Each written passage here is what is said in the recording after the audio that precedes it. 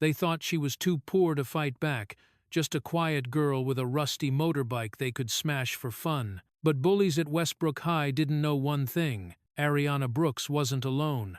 And while they were laughing over her broken bike, her mother was already walking toward them with the kind of power money can't buy.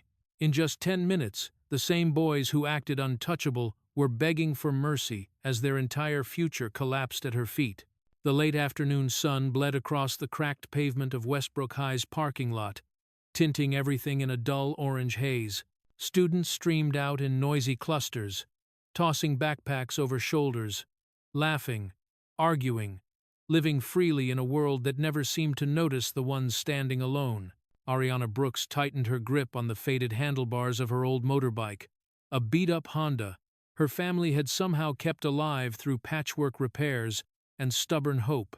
It wasn't fast, it wasn't pretty, but it got her to school, to work, and back home. It was the one thing she couldn't afford to lose. She straddled the seat and leaned forward to turn the key. But the moment the engine sputtered to life, a thick shadow fell over her. Chase Randall, the boy whose last name sat on 3 buildings in the district. The boy who never walked alone. And behind him, like a pack drawn to the scent of cruelty, Ryder, Mason, Blake, and Hunter spread out in a semicircle, blocking every possible escape route.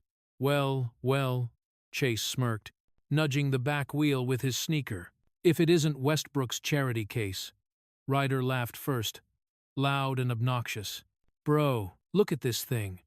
Did she pull it out of a dumpster? Blake circled around the bike like a shark, tapping the rusty metal with his knuckles. Nah, a dumpster wouldn't keep junk like this. Too classy. Ariana felt her throat tighten. She kept her eyes down, hoping silence would make them lose interest. It never did. Please, she whispered. I just need to go. Oh, you'll go, Chase replied, leaning in closer. But first let me see this key. Before Ariana could react, Chase snatched the key straight from the ignition. She gasped, instinctively reaching forward. He dangled it in front of her face like a toy. You really ride this embarrassment every day? He taunted. Can't your mom afford anything better? Or is being poor, like, your personality? The boys burst into laughter. Ariana lunged to grab the key back, her heart pounding, but Chase jerked his hand away. Careful, he said mockingly. Wouldn't want you to. Ariana grabbed his wrist with both hands this time, surprising him. The key slipped, grazed her fingers, but before she could snatch it, Hunter stepped forward. With one swift, brutal kick, he struck the side of the motorbike. Metal screamed against pavement as the bike toppled sideways. Ariana went down with it. Her palms scraped the ground, her knees hit hard, and the breath punched out of her chest. For a second, she couldn't hear anything except the ringing in her ears. Then, the laughter came back. Sharp, cruel, echoing. Hunter shrugged, grinning. Oops! Mason pulled out his phone to record. Blake whistled like he had just witnessed a magic trick. Ryder crouched beside her, pretending to offer help only to pull his hand back again. Ariana's eyes burned as she pushed herself up. Oil smeared her fingers. Her motorbike, her lifeline, lay on its side like a wounded animal. She reached for it with trembling hands. Behind her, Chase tossed the key onto the ground, the metal clinking cruelly. Pick it up, Brooks. It suits you on your knees. Ariana froze. Shame flooded her chest so hard she thought she might choke on it. Her breath shook, her vision blurred, but she forced her hand toward the key because she had no choice. Because they wanted to break her, and right now, they were winning. She still didn't know. She still didn't understand that this humiliation, this scene in a forgotten corner of a parking lot, was only the opening act of something far darker. And as she reached for her fallen bike, the truly horrifying part began. The parking lot had emptied out almost completely, leaving a wide stretch of cracked asphalt and a few distant cars that stood as silent witnesses. Ariana knelt beside her fallen motorbike, trying to steady her breathing as she reached out to lift it. The smell of leaking oil lingered in the air. Her hands shook too much to grip the handlebars. Then Ryder's voice sliced through the silence. "Hold up," he said, walking toward his own car with an exaggerated swagger. "I got something that'll help. Let me wash this trash for you." Ariana froze. The other boys laughed. Ryder popped open his trunk and pulled out a bright red gas can. Her heart dropped. "Please don't," Ariana whispered, her voice cracking before she could stop it. Ryder ignored her completely, shaking the can like a bartender mixing a drink. "Oh, come on. I'm just trying to help. This thing needs a good scrub, right?" Blake let out a whistle. "Do it, man. Do it." "No, please. I'm begging you." Ariana pushed herself to her feet, stumbling slightly. Her knees throbbed from the fall. Fear poured through her veins like ice water. But Ryder stepped past her as if she didn't exist. He tilted the gas can, and a stream of liquid splashed across the seat of her bike. The sharp smell hit her instantly. Ariana gasped, covering her mouth. "Stop! Please stop!" she cried, grabbing Ryder's arm. He yanked it away with a scowl. "Don't touch me!" Behind them, Chase laughed. "Pour some more." "She's too poor to fight back anyway." The words stung harder than the fall, harder than the humiliation. Ariana tried to push herself upright again, but Mason stepped forward and shoved her shoulder. She hit the ground a second time, her palms scraping against the rough pavement. Pain rippled up her arms. "Oops," Mason smirked. "Gravity hates you today." Ariana's breath hitched. Tears spilled down her face despite her effort to hold them back. She crawled toward the motorbike, but more gasoline dripped onto the tank and the seat, soaking into the torn leather. Each splash felt like a punch to the chest. "Stop, please," she whispered through choked sobs. "Oh, come on, don't cry." Blake raised his phone, recording.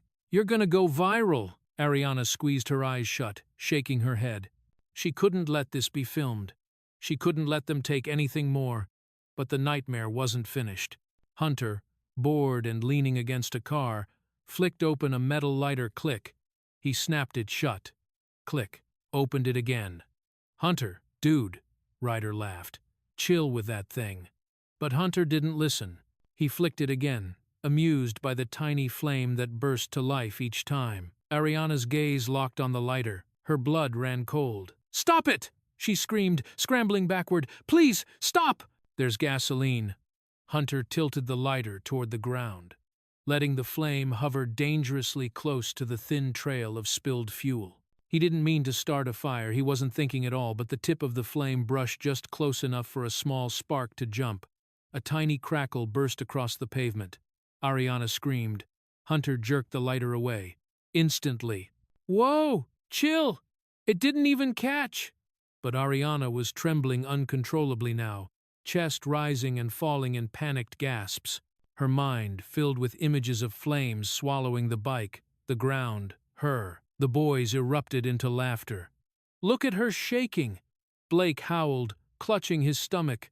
"You'd think she saw a ghost." They thought it was all a joke, that their actions had no consequences, that no one would ever dare challenge them, that Ariana Brooks was invisible enough to destroy without anyone noticing.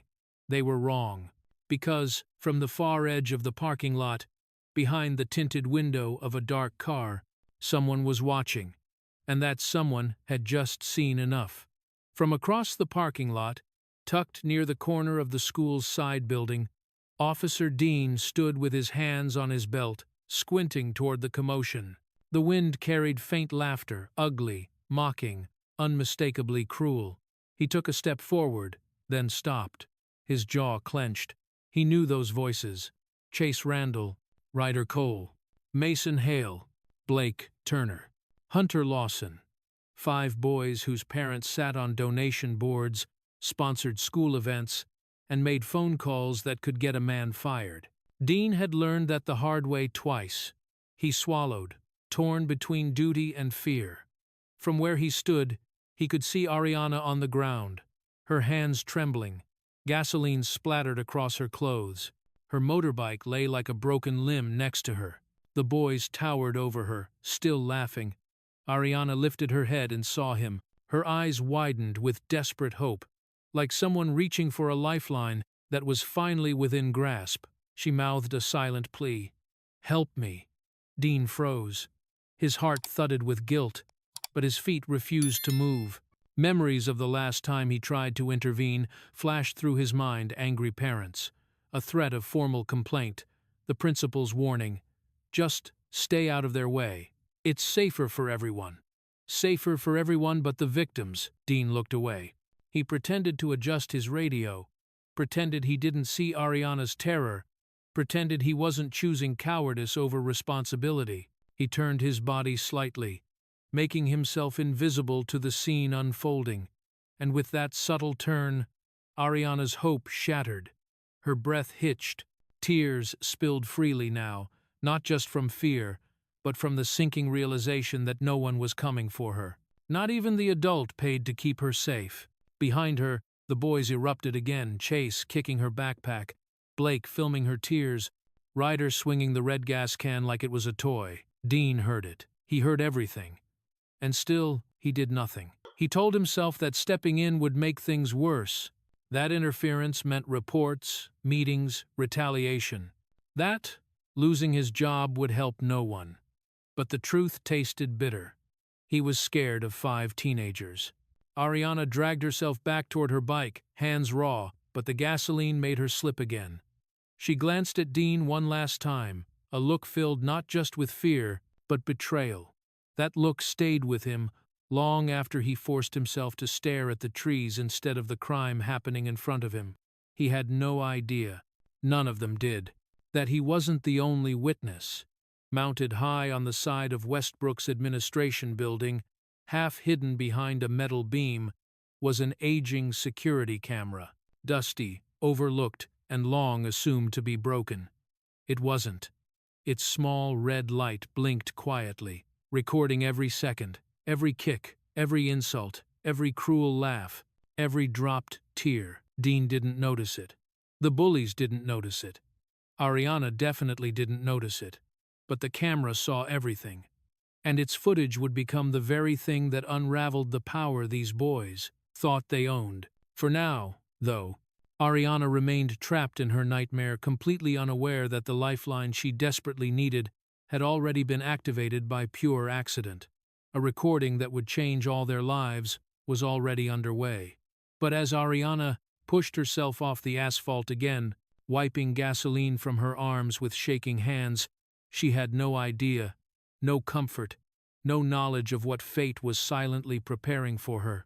All she knew was that the nightmare wasn't over, because at that exact moment, something even worse was about to happen. The smell of gasoline clung to Ariana's clothes, thick and nauseating, as she reached again for her overturned motorbike. Her fingers slid along the metal, smearing dark streaks of oil across her palms. She pushed with all her remaining strength, her arms trembling violently. The bike shifted just an inch, but the slickness betrayed her. Her hands slipped. Ariana crashed onto her knees for the 3rd time. Pain shot up her legs, but the laughter behind her was louder. Hunter raised his phone, angling it downward like he was filming a documentary. "Guys, look! She's trying again," he snickered. "Should we cue sad music?" Blake leaned in beside him, his phone recording too. "Nah, dude. This is comedy gold." Ariana squeezed her eyes shut, humiliation clawing at her throat.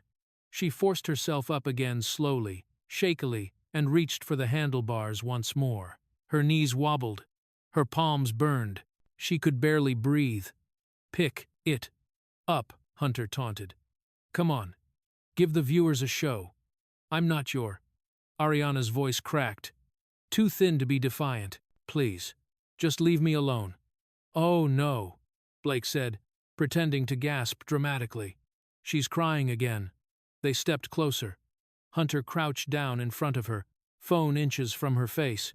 "Say it," he demanded. Ariana blinked in confusion. "Say what?" "Say I'm worthless." His smile widened. "For TikTok. Our fans will love it." Ariana's breath hitched. She shook her head fiercely. "No." Hunter tilted the phone even closer. "Say it," Blake chimed in. "Come on, Ariana. You already look pathetic. Might as well finish the line." "No," she whispered again, firmer this time despite the tears. "I'm not saying that." Blake rolled his eyes. "Bro, she's no fun." "Then make her." Hunter muttered. Before Ariana could react, Mason stormed forward, snatched her backpack from the ground, and hurled it across the parking lot. It hit the asphalt with a loud thud, papers and pens exploding out like a burst of confetti. Ariana flinched. "No!" "Oh, look," Mason said mockingly. "Your whole life just got scattered. What are you going to do about it?" Ariana pushed herself upright, wobbling like a newborn fawn. She stumbled toward her backpack, but Blake blocked her path, stepping in front of her with a smirk. "Say the line," he repeated, "or we can keep going." Ariana's lips quivered. Rage, fear, humiliation, all of it twisted inside her, suffocating. But still, she refused. "I'm not saying it," she whispered. "You don't get to tell me who I am." Hunter scoffed. God, she thinks she has dignity left. Mason kicked a loose worksheet across the pavement. Not for long. Ariana felt the world tilt not from dizziness, but from the crushing weight of hopelessness. Every route of escape was cut off by their bodies. Her backpack was gone. Her bike was destroyed. Her hands were covered in oil. And her voice, her last defense, was being ripped away from her. Her breaths came out in sharp, uneven gasps. Hunter lifted the phone again. Last chance. Ariana squeezed her fists until her nails dug into her skin. "I said no." Silence. Then Mason grabbed her arm roughly, causing her to stumble. "Fine. We'll make you regret it." Ariana braced herself. But the next sound was not their laughter. It was a screeching, violent skrrrt that tore through the parking lot like a blade. A large black SUV slammed its brakes just feet behind them, tires burning rubber, engine rumbling with fury. Every boy spun around. Ariana froze, her heart jumping into her throat. The driver's door opened slowly, and the figure who stepped out, calm, silent, radiating an aura colder than steel, would flip the entire balance of power in the next few seconds. The black SUV idled with a deep, controlled hum, its glossy surface reflecting every trembling line of Ariana's body. The boys stood stiff for a moment, startled by the sudden arrival, but quickly regained their arrogance as they always did when confronted by adults who weren't their fathers. The driver's door opened with slow precision. A woman stepped out. She wore a fitted charcoal blazer, crisp slacks, and heels that clicked sharply against the pavement. Her hair was neatly pinned back, not a single strand out of place. In her hand, she held no purse, no phone, just an air of command so cold that even the sun seemed to dim in her presence. Naomi Brooks. Her eyes dark, controlled, razor-sharp, swept across the scene. She didn't speak. She didn't gasp. She didn't run to Ariana in a panic. Instead, she absorbed everything in one long, withering stare. The gasoline splashed on the ground, the broken motorbike, the scattered school papers, the trembling figure of her daughter on the pavement, and the 5 boys standing around her like wolves caught mid-attack.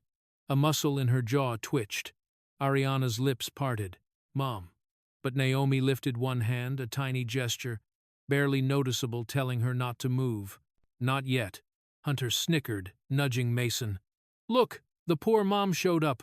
"About time," Blake smirked. "Someone's got to pick up their little charity case." Chase, always the boldest, crossed his arms and stepped closer, smirking down at Naomi like he was addressing a maid. "Yeah, your kid fell. You might want to teach her how to walk," Ryder added. "Or get her a real bike. This one belongs in a junkyard." The boys laughed loud, confident, untouchable. Naomi did not look at them. Not yet. Her gaze remained fixed on Ariana. Ariana, shaking, covered in dirt and oil, her knees scraped raw, tears dried in streaks across her cheeks. Ariana, who had never looked smaller. And then finally Naomi lifted her eyes to the boys. The temperature seemed to drop 10 degrees. Her stare was not angry. Anger would have been too mild. Her stare was the kind of quiet fury reserved for people who had already been sentenced, they just didn't know it yet. But the boys, blinded by privilege, misread it completely. Chase scoffed. "What? You gonna file a complaint? Good luck with that," Blake snorted. "She looks like she can't even afford to replace the bike." Ryder shrugged. "Probably took out a loan just to drive that SUV," Hunter added under his breath. Or stole it. Naomi didn't flinch. If anything, she became even stiller, an unsettling composure that silenced Ariana's sobs for a moment. Then, Chase tilted his chin. So, ma'am, can we help you? Naomi finally spoke. Her voice was low, calm, deadly steady. Which one of you, she said, with chilling clarity, put their hands on my daughter? The boys faltered for half a second. Just half. Then, Chase recovered. Lady, relax. It's not that big of a… Naomi cut straight through him with her next sentence. I am Naomi Brooks, Director of the County Education Board. Silence detonated across the parking lot. Ryder's mouth fell open. Blake lowered his phone instinctively. Mason blinked, like someone had slapped him. Hunter's lighter slipped from his hand, clattering to the ground. Chase's smirk collapsed entirely. Ariana swallowed hard, watching the shift in their expressions: shock, fear, confusion, as if the world had snapped in half. Naomi continued, stepping closer with slow, controlled precision. And every one of you, she said, her tone colder than steel, attends a school under my jurisdiction. The boys paled, because finally, they understood who they had just mocked, who they had just assaulted, who they had just dared to challenge. And they didn't realize it yet, but their lives had changed. The second Naomi Brooks stepped out of that SUV. But she wasn't done, not even close, because the next sentence she spoke would freeze the entire parking lot in suffocating silence. The air felt thicker than gasoline fumes as Naomi stepped into the center of the circle: the mother, the judge, the storm. Ariana, still on the ground, leaned slightly toward her mother's legs, as if the mere presence of Naomi offered a shield stronger than steel. Chase shifted uneasily, but he forced his posture back into confidence, shoulders squared, chin raised. He had spent his whole life walking around like every space belonged to him. This parking lot was no different. Naomi stopped just inches from him. What? She asked, voice deadly calm. Did you do to my daughter? Chase smirked an attempt to hide the tremor in his hands. Relax, lady, she fell. Maybe teach her how to keep her balance. He shrugged, feigning innocence. No big deal. Ariana flinched. Naomi did not blink. You, she repeated softly. Put your hands on my daughter? I said we didn't do anything, Chase snapped, irritation flaring. Seriously, what are you going to do about it? It was the wrong question. Naomi took out her phone. No hesitation, no threats, no raised voice. She simply dialed. Chase scoffed, rolling his eyes. Who are you calling? The PTA? But when the call connected, Naomi spoke with perfect clarity. Principal Harris, she said into the phone. Meet me at the Westbrook High parking lot immediately. Chase's smirk faltered. No, this is not a request. Naomi's tone dropped several degrees colder. You will be here in 3 minutes. Not 4. Even Hunter stopped breathing. Ryder exchanged a terrified glance with Mason. Blake muttered under his breath, Holy crap. Naomi ended the call and lowered the phone slowly, her eyes never leaving Chase's. Chase swallowed hard, but he clung to the only illusion of safety he had left: his father's wealth. My dad donates half the money this school runs on, he said, grasping at confidence he didn't have. You think the principal's going to take your side? Naomi let out a soft, humorless laugh. Your father's money might influence some people, she said, but it does nothing to me. She took one step closer. I control every contract this school signs. Another step. Every disciplinary record. Her eyes narrowed. Every camera in this district, including the one that recorded every second of what you just did. Chase's mouth opened, then shut again. He had no comeback. Plot twist delivered. Ariana's breath caught. Her mother knew already? Naomi turned her head slightly toward Ariana, not fully, but enough to acknowledge her daughter's trembling hands. For a brief second, Ariana felt something she hadn't felt all day. Safety. Naomi faced Chase again. Let me make this very clear. Your father's money protects you from many things: grades, consequences, accountability. She leaned in. But it does not protect you from me. The boys collectively stiffened. Hunter's lighter still lay on the asphalt. Blake subtly kicked it behind his shoe, as if hiding evidence could undo what had already been seen. Naomi looked at all 5 boys in turn, one by one, with the cold deliberation of someone mentally drafting their fate. "You each will answer for what you've done," she said, "and it will happen today." Ariana pushed herself up, wincing. But for the first time, she wasn't trembling from fear. She was trembling from shock, from disbelief that anyone would stand between her and the people who had tormented her. Naomi gently placed a steadying hand on Ariana's shoulder, but her gaze stayed locked on the boys. None of them dared move, because the distant sound of hurried footsteps was approaching the unmistakable sound of someone running, breathless, anxious, Principal Harris. And as he rushed toward them, sweat already forming on his brow, Naomi prepared to unleash the truth that would make this confrontation seem gentle, because the next revelation waiting for them was far more brutal. The cramped security office smelled faintly of old carpet and burnt coffee. Monitors lined the wall, their flickering screens reflecting off metallic desks piled with paperwork. Officer Dean stood stiffly near the door, his gaze glued to the floor. The boys occupied a row of chairs along the back wall, pretending confidence they no longer felt. Ariana clung gently to her mother's sleeve, still shaky, her clothes stained with oil and gasoline. Principal Harris arrived last, sweaty, breathless, clearly terrified. "Miss Brooks," he began nervously, "this is highly irregular." "Open the footage," Naomi said coldly, not giving him the courtesy of eye contact. She nodded at Dean. "Camera C-14. Parking lot. Now." Dean fumbled with the mouse. "Ma'am, I'm not sure the camera is fully operational." Naomi tilted her head, her expression unreadable. "Play the footage." Dean obeyed instantly. The screen lit up with grainy but unmistakable clarity. Ariana arriving at her bike, the boys surrounding her, the shove, the fall, the gas can, the lighter, her backpack being thrown, their laughter, their insults, everything. Hunter leaned forward, face draining of color. Blake swallowed hard. Mason pressed his palms together as if praying. Chase's jaw clenched so tightly a muscle in his cheek twitched. Ryder muttered, "Oh, crap." Ariana stared at the screen as if reliving every second, except this time, she wasn't alone. Naomi's hand found her shoulder, grounding her, protecting her. Principal Harris let out a low, horrified breath. This is unacceptable." Naomi cut him off sharply. "Save it." On the screen, Ariana fell the second time, knees hitting asphalt.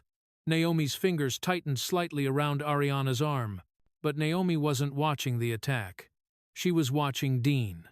In the footage, he stood by the edge of the parking lot, saw everything, and turned away. Dean's face flushed red. "Miss Brooks, I can explain. I was told by administration to avoid." Naomi raised a hand. He stopped mid-sentence. "I will be reviewing your entire shift history," she said icily. "Every minute of it." Dean swallowed hard. He didn't argue again. The video continued. Ariana's trembling, Hunter's lighter, Blake's camera, Chase's mocking arrogance. Naomi's breathing stayed controlled, but her eyes glinted with something sharp and lethal. Then the footage ended. The room was silent, utterly silent. Principal Harris tried again, voice cracking. I didn't know it was this severe.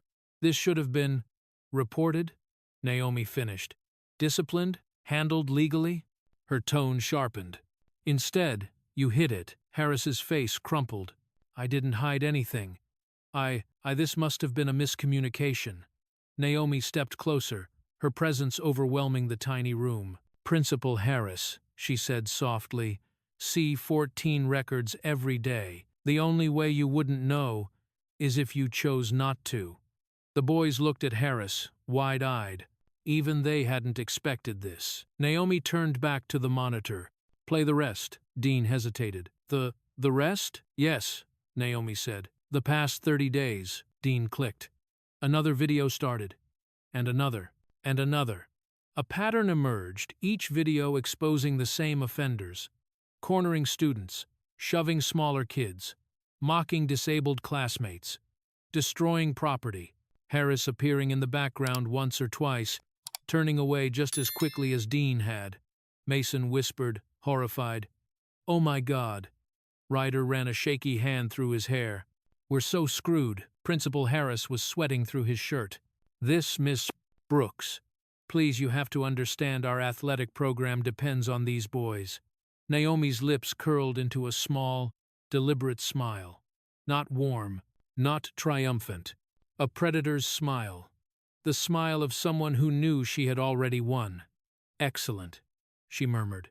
"Then this will be very simple." Her eyes swept across the boys, then Harris, then Dean. "This isn't just about my daughter anymore." Ariana felt the electricity shift in the room, the atmosphere tightening like a drawn bowstring. For the first time, she saw her mother not just as a parent, but as a force of nature.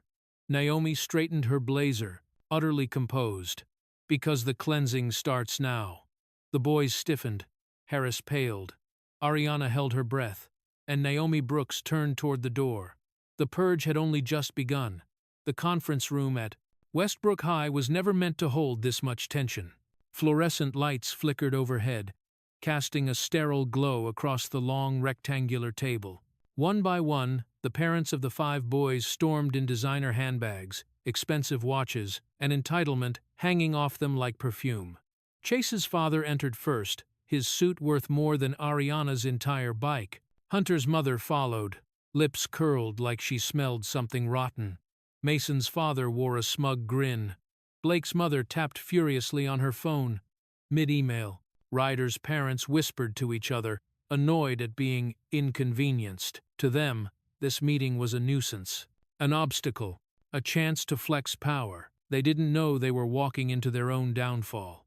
At the head of the table sat Naomi Brooks, calm, poised, and terrifyingly collected. Ariana sat beside her, shoulders tense, hands clasped tightly. The boys slumped at the far end, pale and silent. Principal Harris hovered awkwardly near the whiteboard, sweating through his collar. Chase's father scoffed as he took his seat. "Let's make this quick. My son has practice." Naomi didn't even look up.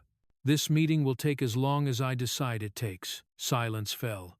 Hunter's mother leaned forward, voice dripping with disdain. "I hope you understand that teenage conflict is normal. Boys will be boys. Making a federal case out of this is absurd." Naomi folded her hands neatly on the table. "Oh, I agree." Confusion flickered in the woman's eyes right before Naomi dropped the first hammer. "This isn't teenage conflict." She clicked a remote. The monitor on the wall came alive. Ariana's fall. The gas can. The lighter. The shove. The theft of her backpack. The threats. The laughter. The boys' parents turned ashen, color draining from their perfect, powdered faces. Blake's mother stuttered. That could be edited." Naomi clicked again. Another clip. Another incident. Another victim. And another. Then another. Footage from the past month played like a highlight reel of cruelty. The boys shoving kids into lockers, slapping books out of hands, mocking disabilities, vandalizing property. Ryder's father shot to his feet. "Why wasn't I notified of any of this?" Naomi's gaze sharpened on Principal Harris. "That," she said coolly, "is an excellent question." Principal Harris stammered, I didn't. Some of those clips are taken out of context." "Enough." Naomi's voice sliced through the room like a blade. "Context doesn't change the impact." She stood slowly, commanding the entire room with nothing but presence. "What you're seeing is the result of unchecked privilege, administrative negligence, and deliberate cruelty." Chase's father pointed a shaking finger toward her. "You think you can destroy our children's futures with a few videos?" Naomi stepped closer, eyes never blinking. "No, they destroyed their own futures. I'm merely showing you the evidence." Mason's father slammed his fist on the table. "My son is an athlete, a scholarship candidate. You can't jeopardize that." Naomi's expression didn't change. "I'm not jeopardizing anything. I'm enforcing accountability." Hunter's mother spat. "We donate more money than anyone in this school. You can't just tear our boys down." Naomi's lips curved in the faintest hint of a smile, one filled with quiet, ruthless power. "Money protects grades," she said softly. "Money protects image." End quote. Money protects egos. She leaned in, but money does not protect violence. No one spoke, no one dared. Even the air held still. Naomi folded her arms and delivered the final blow. "This ends today. I will end this cycle of bullying permanently." The room collapsed into shocked silence. No parent looked up. Not one voice rose to argue. Because deep down, beneath all their bluster and wealth, they knew Naomi Brooks was not someone they could intimidate, threaten, or buy. And as Naomi reached for the report folder beside her, the heavy door of the meeting room swung shut with a deep, echoing thud, locking them all in with the verdict waiting to be delivered next. The conference room felt smaller, now its walls closing in, its air thick with dread. The parents sat rigid in their seats, their expensive clothes suddenly looking like costumes, flimsy armor against a storm none of them had anticipated. The boys, Chase, Ryder, Mason, Blake, and Hunter, stared at the table, legs bouncing, faces drained of all color. At the head of the table, Naomi Brooks rose to her full height. The quiet in the room was suffocating. She placed a thin stack of documents on the table, official forms, stamped and prepared in advance. She didn't need time to think. She had seen enough. "My decision," Naomi said, her voice level and icy, "is final." Chase's father leaned forward sharply. "Now wait just a—" "No," Naomi interrupted. "You will wait, and you will listen." He froze, stunned into silence. Naomi's eyes swept across the room, pausing on each face with a precision that made every parent sit straighter. "Effective immediately," she began. "All 5 of your sons are suspended from Westbrook High." A collective gasp filled the room. Ariana's breath caught. The boys stiffened in their seats, as if her words struck like gunfire. But Naomi continued steady, merciless. "Their athletic scholarships," she said, sliding a signed form across the table toward Principal Harris, "are revoked." Mason's father shot up from his chair. "What? You can't do that. He's the star of the basketball team." Naomi didn't blink. "This is a school, not a draft camp for violent athletes." Hunter's mother slammed her hand on the table. "My son has a scholarship interview next month. This could ruin his chances." Naomi's reply was instantaneous, razor sharp. "He ruined his own chances. I am simply removing the shield you built to protect him." Blake's mother stood, trembling with fury. "You are overstepping. This is abuse of power." Naomi turned to her calmly. "This is the correct use of power. Something this school hasn't seen in a long time." Ryder's father jumped in, voice cracking. "We will sue." Naomi held up a single finger. Silence. Her gaze was lethal. "You are welcome to pursue legal action," she said smoothly. "But I assure you, there is nothing a courtroom fears more than undeniable video evidence." Ryder's father sat down slowly. All 5 parents exchanged panicked glances. Naomi continued, her tone official and uncompromising. "They will no longer be permitted to participate in any school-sanctioned sports, effective today." Chase's father could no longer contain himself. "This is outrageous. You're destroying their futures." Naomi's eyes hardened into flint. "Your sons destroyed someone else's present," she said. "This is accountability, not cruelty." She leaned forward, voice dropping into something colder than steel. "And let me be perfectly clear, this is a school, not your personal playground." The room fell deathly silent. The words hit harder than the verdict itself. Principal Harris sank back into his chair. Dean looked like he wanted to disappear. The boys sat frozen, disbelief written across every trembling feature. Their world, the hierarchy they ruled, the fear they thrived on, the privilege they abused was collapsing in real time, and there was nothing they could do to stop it. Ariana watched them, stunned, not gloating, not triumphant, just overwhelmed by the sudden shift from helplessness to justice. Naomi wasn't finished. She tapped the final document in the stack. "This," she said, is an official request to open a full investigation into repeat violent behavior and administrative negligence.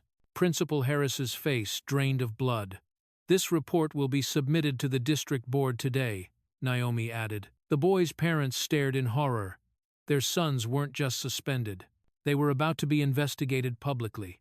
Chase clutched his chair as if trying to stay grounded in a world that was slipping out from under him. Blake shook his head in disbelief. Hunter whispered, "This can't be happening." But it was. Naomi gathered her paperwork, completely composed. "You will all be notified of further actions," she said. "But the decisions made today are final." The boys sat motionless, because everything, their sports careers, their reputations, their safety net, had just been ripped away in minutes. Naomi closed her folder with a soft click, a sound that sealed their fate. And while the room drowned in shock, Naomi calmly stood, knowing she still had one final move to play. The hallway outside the conference room stretched long and quiet, the polished floors reflecting the harsh overhead lights. Naomi walked with deliberate steps, Ariana at her side, and Principal Harris trailing behind them like a man being led to judgment. The murmurs from the meeting room still echoed faintly, parents arguing with each other, boys crying or panicking, but out here, the world felt strangely still. Ariana clung to her mother's hand. Her fingers were small, trembling, still smelling faintly of gasoline and fear. Naomi wrapped her daughter's hand in both of hers, anchoring her, guiding her down the hall with unwavering steadiness. Principal Harris cleared his throat, voice shaky. "Miss Brooks, I assure you, I had no idea things had escalated this far. If the board would allow me time to—" Naomi stopped walking. She turned. Her stare made the corridor feel even narrower. "Harris," she said, her tone calm but unyielding, "you had every opportunity to prevent this." He swallowed. I didn't see the footage before today. You didn't look for it." Naomi took a step closer. "And when Officer Dean reported concerns last month, you dismissed him." Harris opened his mouth, but no sound came out. Ariana watched, chest tight, seeing the man who had ignored so many cries for help now standing small, cornered, exposed. It was almost dizzying. Naomi continued, her voice steady as stone. "I will be filing a formal request for a full district investigation into your administrative conduct. This includes your failure to act on multiple bullying reports and your attempts to protect the athletic program at the expense of student safety." Harris's face blanched. "Miss Brooks, please, my job, my family." "Your job," Naomi said, "was to protect my daughter. And every other child in this school." Her words hit like a verdict, "and you failed." Harris lowered his gaze, realizing this was more than suspension reports. More than angry parents, this was the end. Not instantly, not publicly, but inevitably, he would lose his position, his reputation, his control over Westbrook High, and Naomi Brooks was the one handing him the downfall he had crafted through negligence.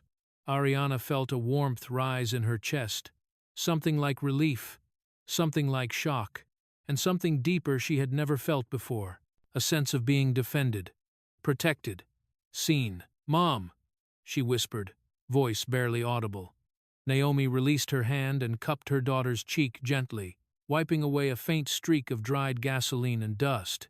"I'm here," she murmured, "and I'm not going anywhere." Ariana's throat tightened. Tears blurred her vision, but not like before. These were different, softer, carrying the weight of release instead of fear. Harris, still hovering behind them, tried again desperately. "Miss Brooks, if there is anything I can do." Naomi turned her head slightly. "Yes," she said, "you can cooperate with the investigation, and for the first time in your career tell the truth." Harris deflated, shoulders sinking. Naomi took Ariana's hand again. She didn't look back as she began walking toward the end of the hall, toward the glass doors leading out to the courtyard. As they stepped into the sunlight, Ariana felt warmth on her skin that she hadn't felt all day, a warmth not from the sun, but from the quiet certainty that the nightmare was ending, or at least, shifting. She looked up at her mother, whose posture remained tall, composed, unshakable. "Mom," Ariana whispered, "are you doing all this because you're angry?" Naomi paused. Her answer came in a voice low enough only Ariana could hear. "No, I'm doing this because justice matters. And because you," she squeezed Ariana's hand gently, "deserve to feel safe in your own life." Ariana blinked, overwhelmed. Her mother wasn't seeking revenge. She wasn't trying to destroy anyone, just the cruelty that had gone unchecked for too long. Justice, not vengeance. Balance, not chaos. Naomi opened the glass door for her daughter. "And now," she said softly, "we rebuild." Ariana stepped outside, and as they walked into the open air, neither of them realized just how much Ariana's life was about to change in the second half of this story. The familiar scent of motor oil and warm metal filled the Brooks family's small neighborhood garage as Naomi guided the damaged motorbike inside. The shop lights flickered on, revealing worn tool chests, shelves lined with spare parts, and the comforting clutter of a place that had kept the Brooks family vehicles alive for years. The head mechanic, Mr. Rowan, a broad-shouldered man with silver in his beard and grease on his hands, looked up from beneath a half-repaired pickup truck. His expression brightened, then froze instantly when he saw the state of Ariana's bike. "What in the world?" he breathed, stepping closer. "Ariana, sweetheart, who did this to you?" Ariana stood just behind her mother, her shoulders small, her clothes still faintly smelling of gasoline. She didn't answer. She hadn't spoken much since leaving the school. The adrenaline was gone, replaced by a hollow quiet that clung to her like a second skin. Naomi rested a hand on her daughter's back. "It was a group of students," she said evenly. "It won't happen again." Rowan crouched beside the bike, running a hand along the cracked plastic, the bent handlebars, the soaked seat. His face hardened with grief and anger. "This wasn't an accident," he muttered. "They did this on purpose." Naomi's jaw tightened. "Yes."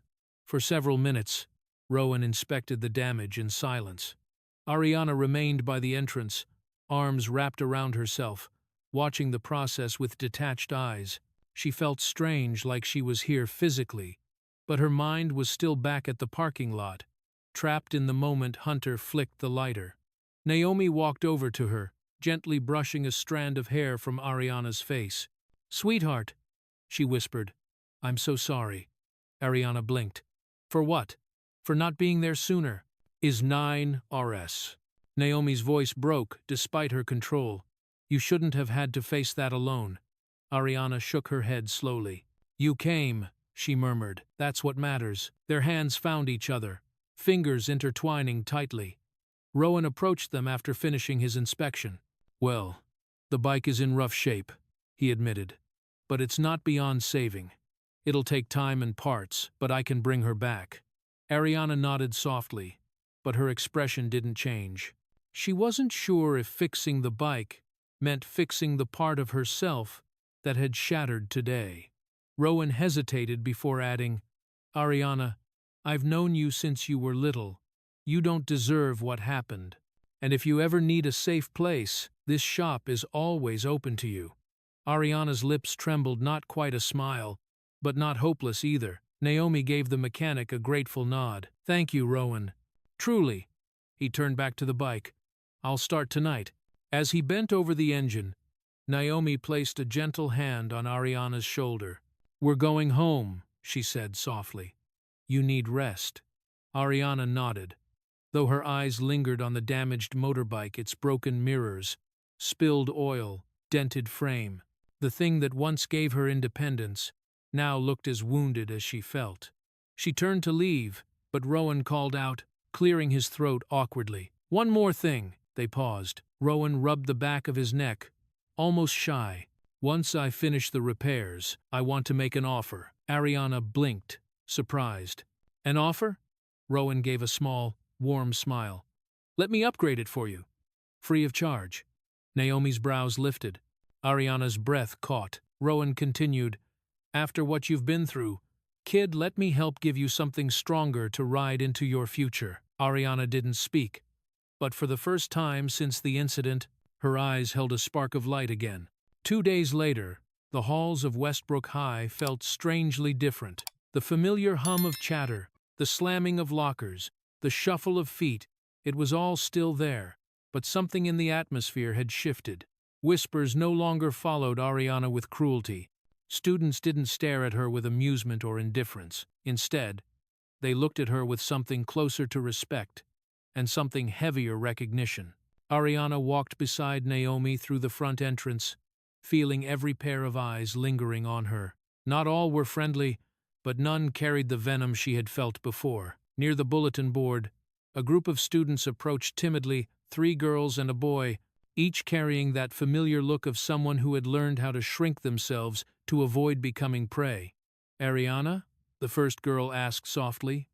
Ariana blinked. "Yes?" The girl twisted the strap of her backpack nervously. We wanted to say thank you." Ariana looked confused. "For what?" The second girl spoke up, voice shaky. "For standing up to them, for letting your mom expose them. They used to do the same things to us." The boy nodded vigorously. "I got shoved into a trash bin in 9th grade. Reported it. Nothing ever changed. Until now." Ariana's chest tightened.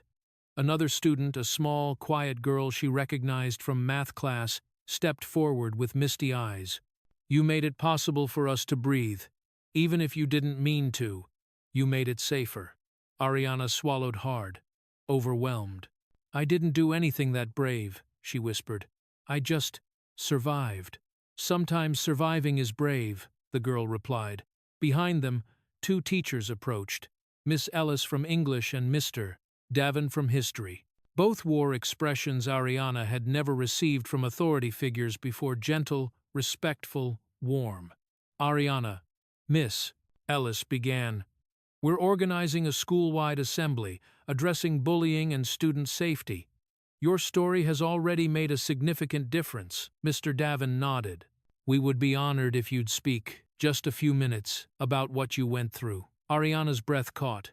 Her instinct was to refuse.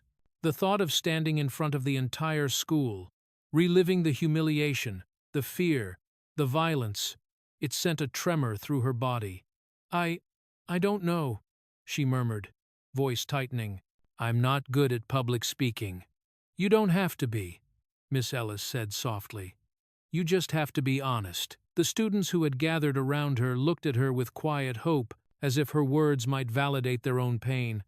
Ariana hesitated. Her hands unconsciously touched the faint bruises on her arms.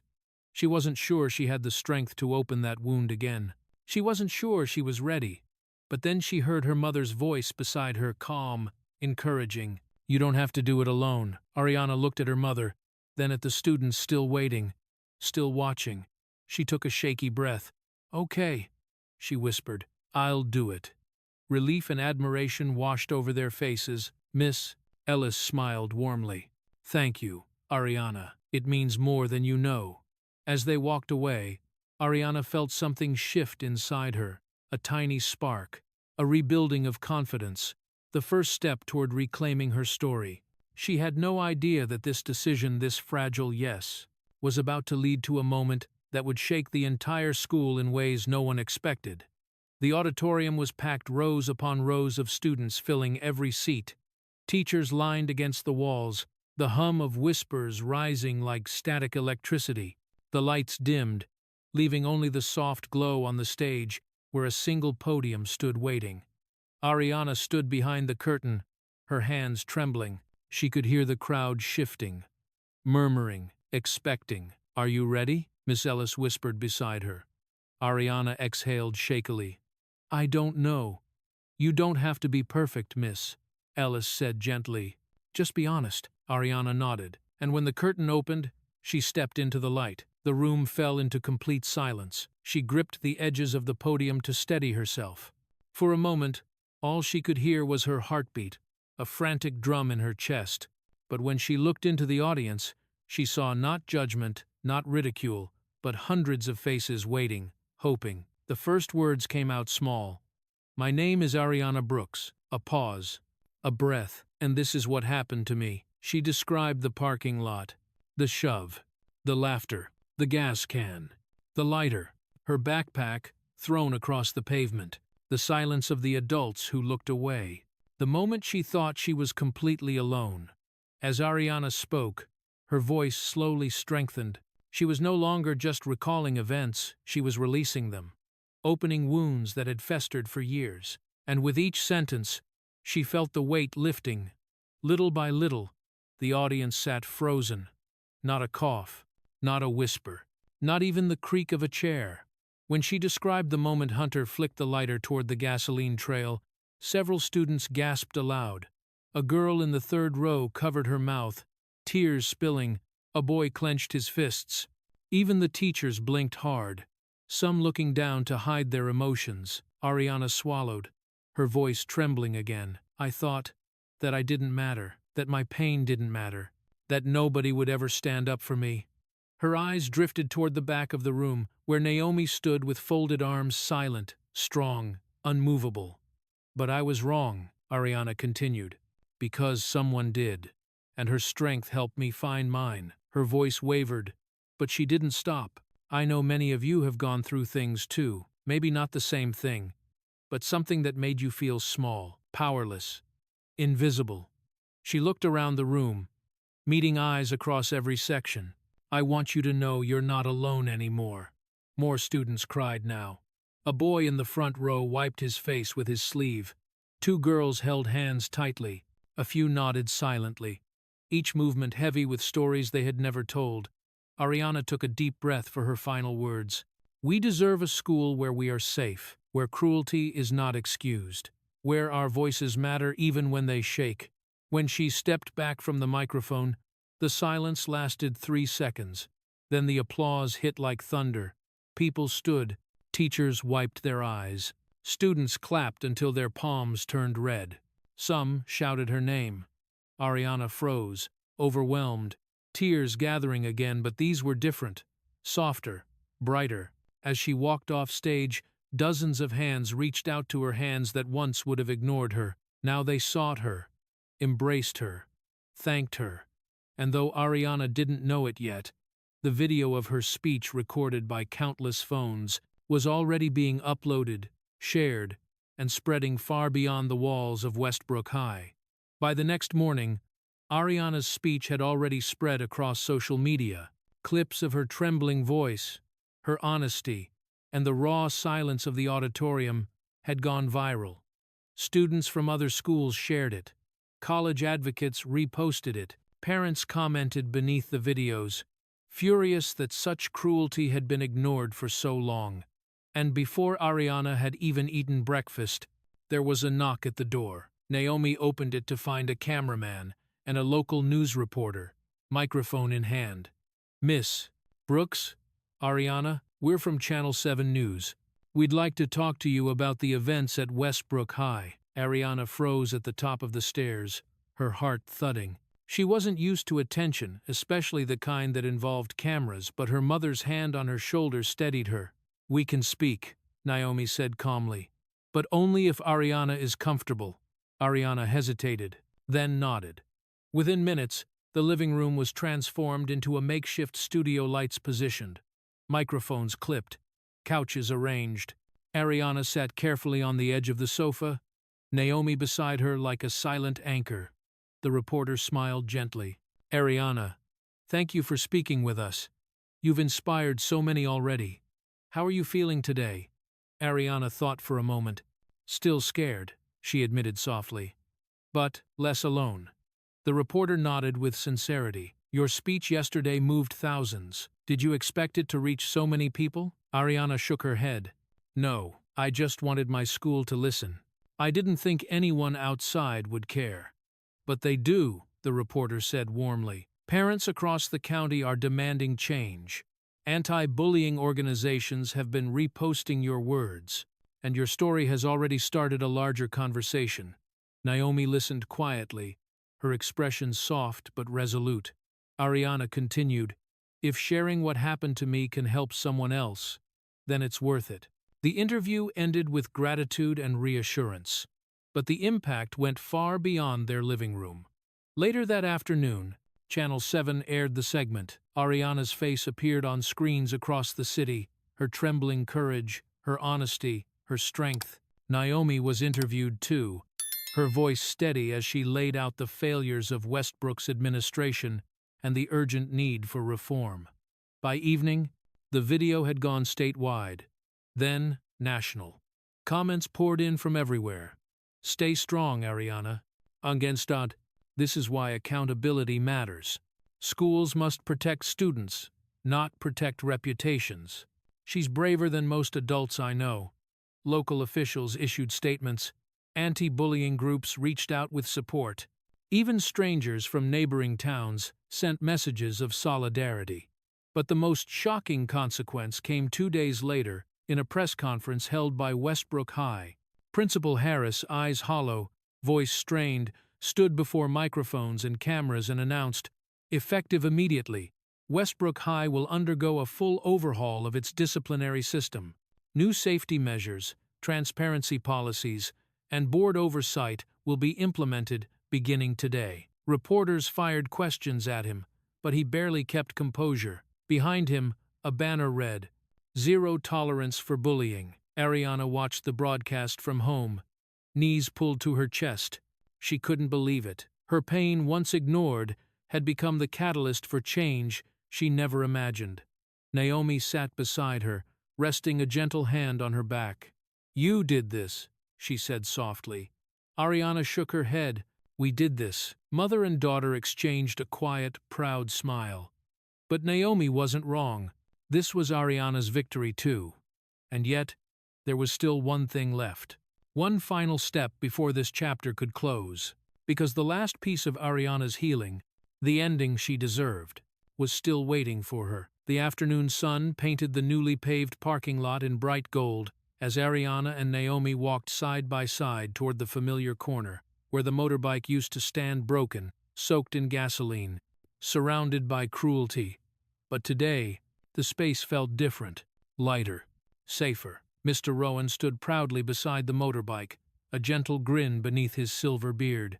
The bike looked nothing like the dented, battered machine Ariana had last seen. It gleamed under the sunlight, polished to perfection. The frame had been repaired and reinforced, the engine cover replaced, the seat reupholstered, and the dull paint that once clung stubbornly to the metal had been transformed into a vibrant, deep blue, shimmering like a gemstone. Ariana's breath caught in her throat. Is that really mine?" she whispered. Rowan chuckled. "Go on, take a closer look." Ariana stepped forward slowly, almost reverently. Her fingers traced the smooth lines of the tank, the new handlebars, the fresh coat of paint. Every detail felt like a promise of safety, of renewal, of a future not defined by fear. "It's beautiful," she murmured. Rowan nodded. "It deserved better. You deserved better." Naomi walked up behind her daughter, resting a warm hand on her shoulder. "You worked hard for this bike. You fought hard for yourself. It was time the world gave something back." Ariana turned, her eyes shimmering with emotion. "Mom, thank you." Naomi didn't wait. She pulled Ariana into her arms, holding her tightly, protectively, the way she wished she could have done during every silent moment Ariana had suffered alone. "No one," Naomi whispered fiercely into her daughter's hair, "will ever touch you again. Not while I'm here, not while I breathe." Ariana closed her eyes, clutching her mother's jacket, letting the safety of that embrace soak into her bones. It wasn't just a hug, it was a vow, a shield, a second chance. When they finally stepped apart, Ariana looked at the bike once more, this time not with fear or sadness, but with something new flickering behind her eyes. Confidence. Rowan handed her the keys with a small bow. "She's ready when you are." Ariana took them, her fingers steady. The metal was cool against her skin, but it felt like hope. She swung a leg over the bike, settling onto the newly cushioned seat. It was comfortable, solid, strong, just like she was becoming. Naomi stood beside her, watching with pride, softening the edges of her stern expression. "You know," Naomi said gently, "this isn't just about a bike." Ariana smiled, understanding instantly. "It's about starting again." Naomi nodded. And standing tall, Ariana placed her hands on the handlebars, feeling the hum of possibility beneath her fingertips. The same hands that once trembled in terror on this asphalt were now steady, empowered. "Ready to go home?" Naomi asked. Ariana looked up, meeting her mother's gaze. Then she smiled a real smile, full and bright, the kind she thought she had lost. "Yeah," she said softly. "I'm ready." She started the engine. It roared beautifully to life. As Ariana lifted her head, the wind caught her hair. Her posture straightened. Her eyes sharpened with a newfound fire, no longer the girl who once knelt beside a broken bike, pleading, shaking, invisible, but a girl reborn, a girl unafraid, a girl who would never kneel again. The story closes on Ariana's eyes, strong, steady, unbroken, the look of someone who finally knows her own worth. And just like that, the girl they tried to break walked out stronger than any of them ever imagined. Her bike was rebuilt, her confidence reborn, and every bully who once ruled the school now faced the consequences they thought they were too privileged to touch. Justice didn't whisper today, it roared. Now, I want to hear from you. What moment shocked you the most in this story? Tell me in the comments. If you enjoyed this video, don't forget to like, share, and subscribe. Your support keeps these powerful stories alive.